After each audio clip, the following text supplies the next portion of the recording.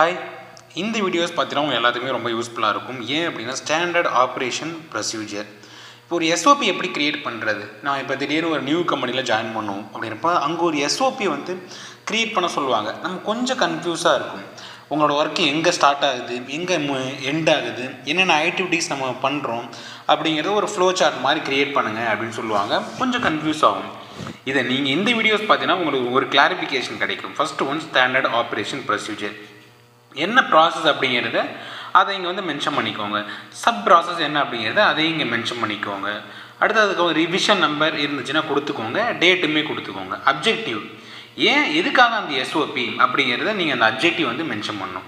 இந்த அப்ஜெக்டிவ் இல்லாமல் நம்மளால் ஒரு எஸ்ஓபி க்ரியேட் பண்ணவே முடியாது. ஒரு எஸ்ஓபி க்ரியேட் பண்ணுறோம் அப்படின்னா அப்ஜெக்டிவ் அப்படிங்கிறது ரொம்ப ரொம்ப முக்கியம். நீங்கள் எதுக்காக க்ரியேட் பண்ணுறீங்களோ அதுக்கான அப்ஜெக்டிவை இந்த இடத்த மென்ஷன் பண்ணிவிடுங்க. அடுத்தது இந்த 4 பாயிண்ட் தாங்க ரொம்ப ரொம்ப முக்கியமான விஷயம். First one what, next one who, next one how, next one references. அதாவது இங்கே ஆக்டிவிட்டி இங்கே ஒரு ஃப்ளோ சார்ட் மாதிரி இருக்குது பார்த்தீங்களா, இது எல்லாமே சிம்பிள். இந்த சிம்பிள் எல்லாமே நம்ம ஃப்ளோ சார்ட்டில் வரக்கூடிய சிம்பிள். ஒவ்வொரு சிம்பிளுக்கும் ஒவ்வொரு மீனிங் இருக்குது. நீங்கள் இதை கொஞ்சம் ரெஃபர் பண்ணிங்கன்னா ரொம்பவே யூஸ்ஃபுல்லாக இருக்கும். ஏன்னா ஃப்ளோ சார்ட் சிம்பிளுமே நான் செப்பரேட்டாக நான் உங்களுக்கு ஷேர் பண்ணுறேன். ப்ளஸ் இது எல்லாமே ஆக்டிவிட்டீஸ். இங்கே பாருங்கள், ஒவ்வொரு ஆக்டிவிட்டியை நீங்கள் மென்ஷன் பண்ணிகிட்டே வரணும். ப்ளஸ் இந்த ஆக்டிவிட்டிக்கு இப்போ பர்சன் ரெஸ்பான்சிபிள், யார் ரெஸ்பான்சிபிள், அந்த ரெஸ்பான்சிபிள் நம்ம இங்கே மென்ஷன் பண்ணோம். கண்ட்ரோல் பாயிண்ட், ஹவு, எப்படி அதை பண்ணுவாங்க, யார் ரெஸ்பான்சிபிள், எப்படி பண்ணுவாங்க, அதுக்கான ரெஃபரன்ஸ் ஏதாவது இருந்துச்சுன்னா டாக்குமெண்ட் நம்பர் இருக்கும், ஆல்ரெடி பண்ணிகிட்டு இருப்பாங்க, அதை நம்ம இங்கே மென்ஷன் பண்ணணும். இப்படி நம்ம மென்ஷன் பண்ணிட்டோம்னா ஒரு கிளாரிட்டி கிடைக்கும். பார்க்கும்போது ஈஸியாக என்ன பண்ணலான்னா அந்த வேலையை நம்மளால் பண்ண முடியும்.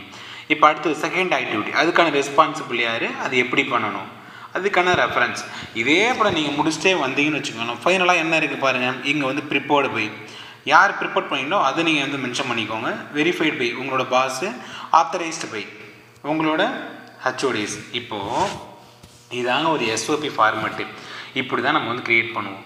ஏன்னா ஒரு நியூ ஒர்க் நம்ம க்ரியேட் பண்ணுறோம், அல்லது ஒரு புதுசாக ஒரு டிபார்ட்மெண்ட் ஸ்டார்ட் பண்ணுறோம், அல்லது ஒரு புது ஒர்க்கில் ஜாயின் பண்ணியிருக்கோம் அப்படின்றப்ப எஸ்ஓபி கம்பல்சரி க்ரியேட் பண்ண சொல்லுவாங்க. அதுக்கு இந்த ஃபார்மேட்டை யூஸ் பண்ணுங்கள். இதான் proper method, systematic method SOP create பண்ணுறதுக்கான ஒரு சிம்பிள்.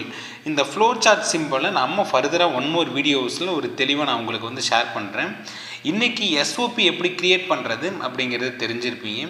இதை பற்றின டவுட் ஏதாவது இருந்துச்சுன்னா மறக்காம கீழே கமெண்ட் பண்ணுங்கள். இந்த வீடியோஸ் பிடிச்சி நம்ம உங்கள் ஃப்ரெண்ட்ஸ் எல்லாத்துக்குமே ஷேர் பண்ணுங்கள்.